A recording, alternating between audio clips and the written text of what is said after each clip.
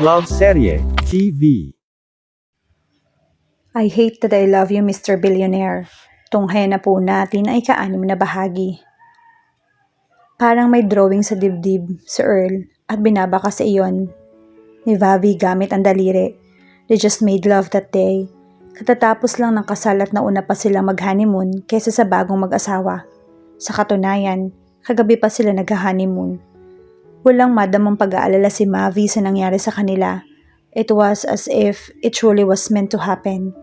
At napalagay ang loob niya sa sinabi ni Earl na magkikita pa sila pagkatapos ng kasal.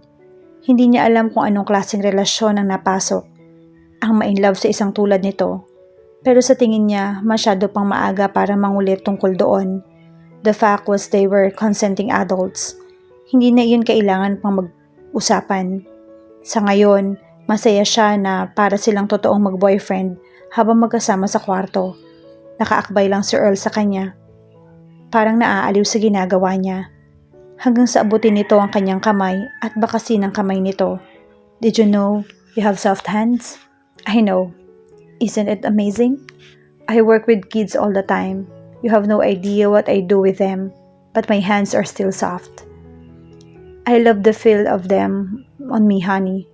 Parang batang naglalambing na pinadaan ni Earl ang ilong sa ilong niya. She never thought he could be so sweet and so childlike. Did you know you have a very big tingy? Tukso ni Mavi. That I know. Isn't it amazing? Panggagaya nito sa kanya. Natatawang inirapan niya ang lalaki. Ang lakas ng tawa ni Earl. Are you still bleeding? I don't think so. Nang umagang iyon, nagulat sila nang matuklasang nag-bleed siya. She told him about it. Just to tease him, but he got extremely worried. So worried in fact, that when they were silently pressing each other's palm under the table of the wedding, he told her they should do it again until she was completely healed. Ang kaso, naging nymphomaniac na yata si Mavi. She kept teasing him until he asked her to leave the reception as soon as they could. He said, "Alright, hot mama, better to make love with you than have that bastard Miggy stare at you like the idiot that he is." Hindi na iyon kinontra ni Mavi at kinikilig ng sumama kay Earl. At hayun nga, nandun na sila sa kwarto ng farmhouse. Tumawag lang si Aiza sa kanya at sinabing hindi na makaka-attend sa kasal. Sabihin na lamang daw niya na busy ang kapatid at ipapadala na lang ang regalo nito. Sorry ha? Bakit ka nagsusorry? Kasalanan mo ba yung well-endowed ka? Kaya mo bang lihain? She grabbed him. Napaungol si Earl. Nakakatakot ka naman. Huwag ka naman ganun. Humagikik si Mavi at niyakap ang lalaki. Tama pala ang unang observation niya. Masarap sa pakiramdam na makulong sa mga bisig ni Earl. At lalong masarap kapag nag-uusap sila ng hindi nagsisikmatan at nararamdamang hinahalikan siya nito sa ulo paminsan-minsan. They made all talk until he took out his camera. Parang hinayang na hinayang pang ganun lang ang naalala sa camera.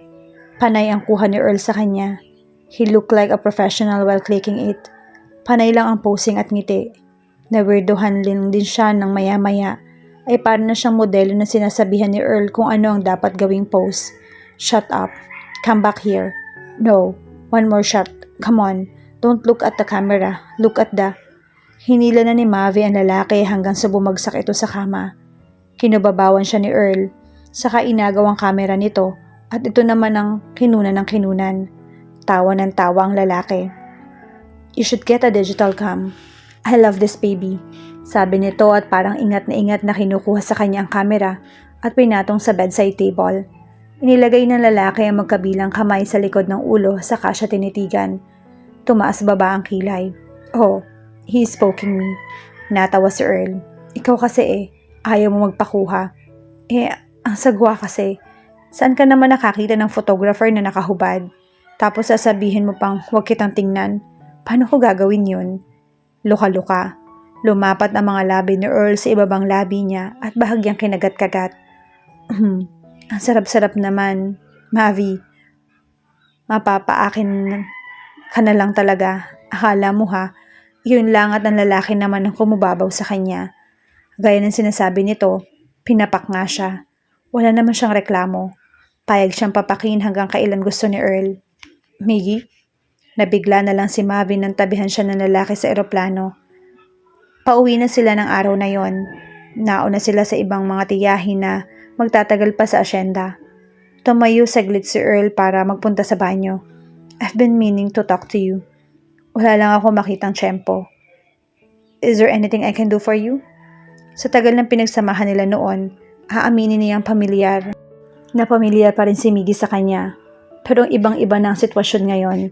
She knew they had grown very far apart already.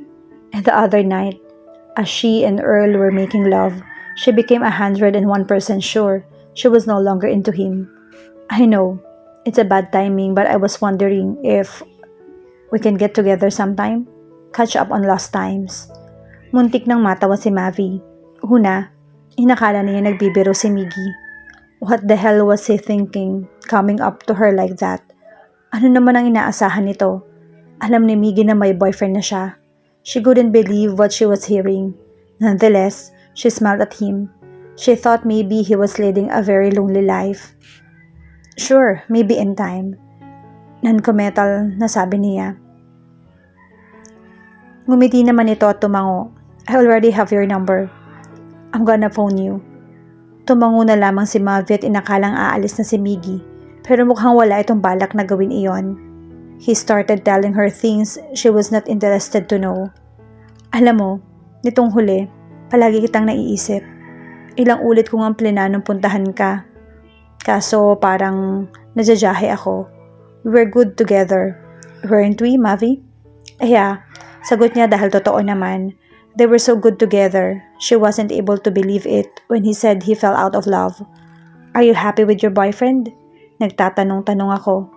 Kailan pa lang pala kayo? Kaya naisip mong pwede ka pa. Nakaramdam siya ng bahagyang inis. I'm very happy with him.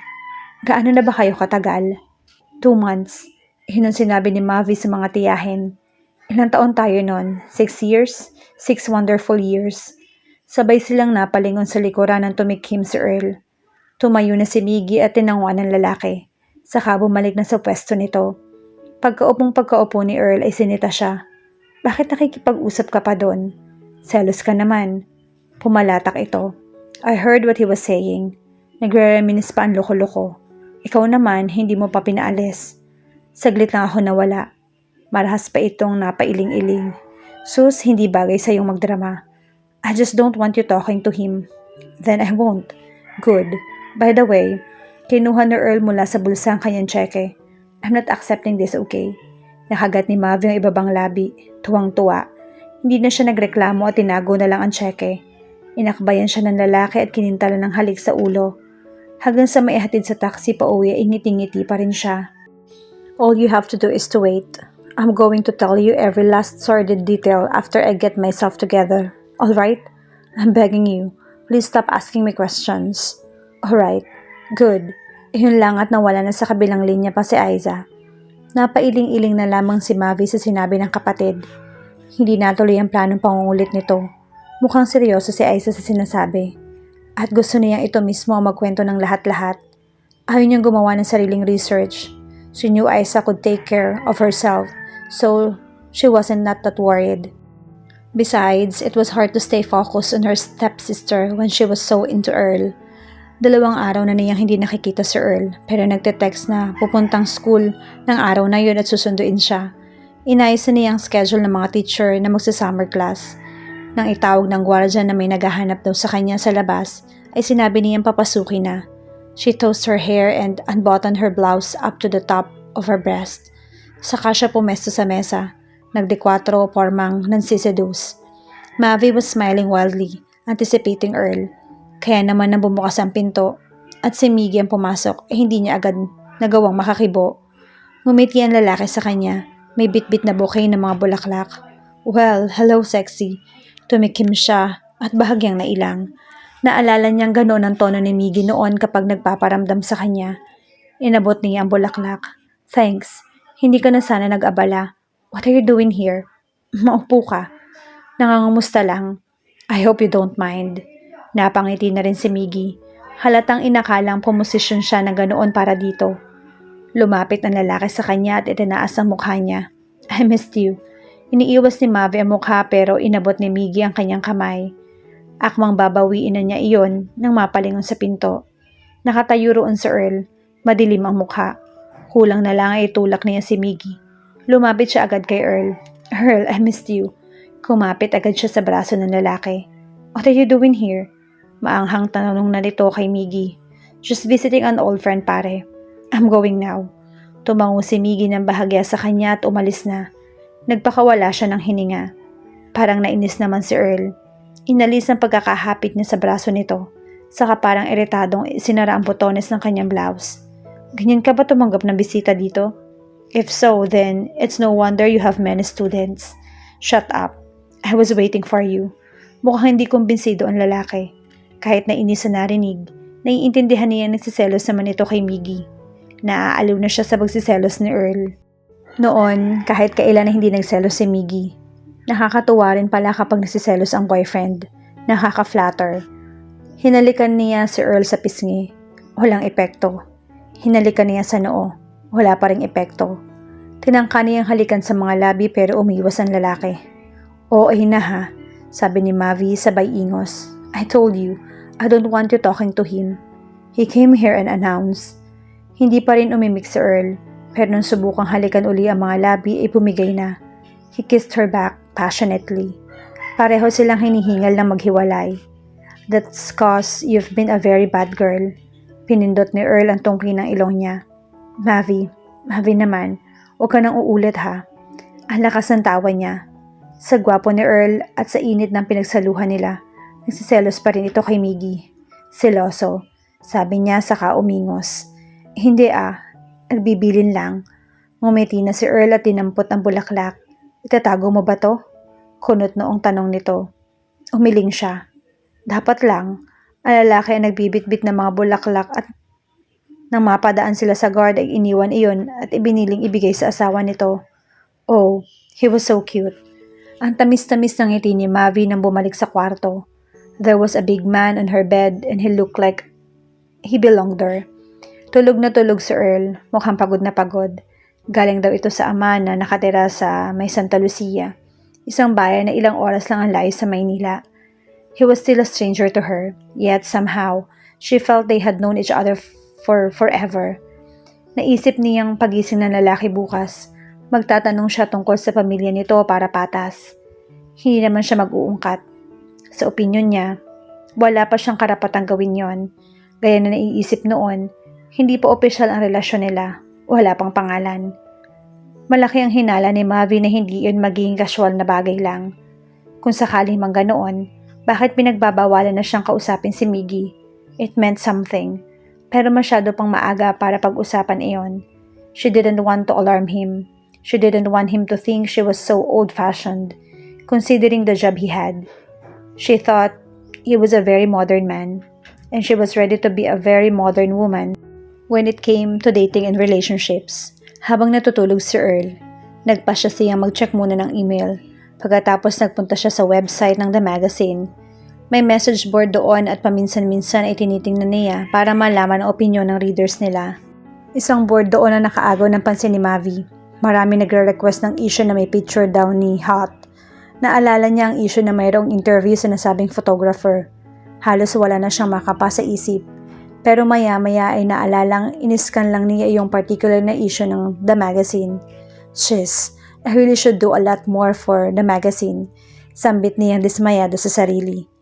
Kung sa nabubuhay pa ang ama, ay baka napalo na siya. Kulang na kulang siya sa enthusiasm sa sarili nilang magazine. She guessed she had always been the book kind of person. Less visuals, more insights. Mas binabasa pa niya mga sports magazine kaysa The Magazine. Kaya naman, basta may natanggap siyang sulat na nagtatanong tungkol sa magazine nila, agad niya ipinapasa kay Aiza. Hinagilap ni Mavi sa drawer ang issue na pinag-uusapan sa message board. Impress siya sa kuha ni Hat. Binabasa rin niya ang article tungkol sa photographer. Kaya hindi niya yun binasa dahil madalas na mga article lang naman ni Aiza ang kanyang binabasa. She was impressed after reading the article. Question and answer ang format. Do you have any idea how proud the Filipinos are you? Yes, I only wish my father would share the enthusiasm of most Filipinos.